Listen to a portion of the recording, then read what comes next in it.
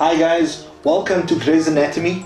Grey's Anatomy, obviously it's a spoof on the actual program, but what we'll be focusing on by virtue of the name itself, in this segment we'll be focusing on anatomy, functional anatomy for that matter. And why we want to do this is because many a time we focus on our training without really looking at what our goal is. And what we do what we do in that regard is we focus on what others tell us to do, as opposed to actually thinking why we're doing the specific exercise activity geared towards our goal.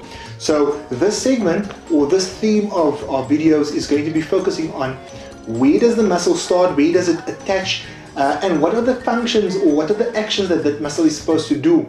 And if we understand what those muscles are supposed to do, we can better structure our training or our regime of training in order to reach our goal more optimally.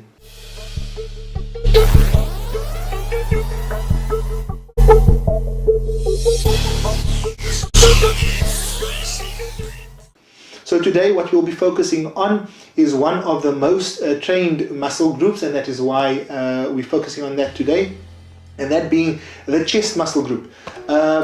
Yes, it's constructed of two, some would say three, including the trapezius muscle crossing the neck, but for the purpose of this video we're going to be focusing on the main mover, and that being the Pectoralis Major, commonly known as the pec.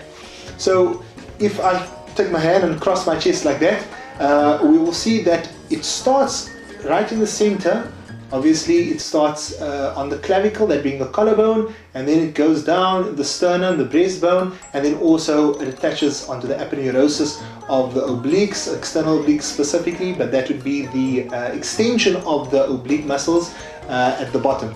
And then you would see, as my hand was posed, the fibers crosses across and up and attaches on the humerus, that being the upper arm.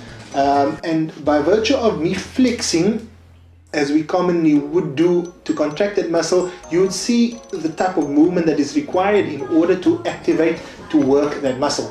So what are the functions of that muscle, of the pectoralis major, of the pec for that matter? The first function is to a small degree lifting the arm forward. That would be flexion of the humerus. So that would be the first action of the pec, to a small degree for that matter.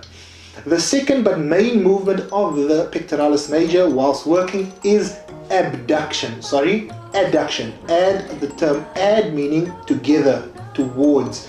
So adduction meaning moving the arm towards the body. And then the third function of the pectoralis major, the pec for that matter, is to rotate the arm. Okay, so to rotate, if you rotate it, and you actually do this whilst I'm explaining, rotate that arm, you'll feel immediately that pec engages. So the three movements of the pec major is to move the arm forward, across the body, and rotate. That would activate that pec to the major or most optimized contraction. So I hope you guys like this segment. I am going to be focusing on all the major muscle groups, foregoing obviously the minor and underlying stabilizers.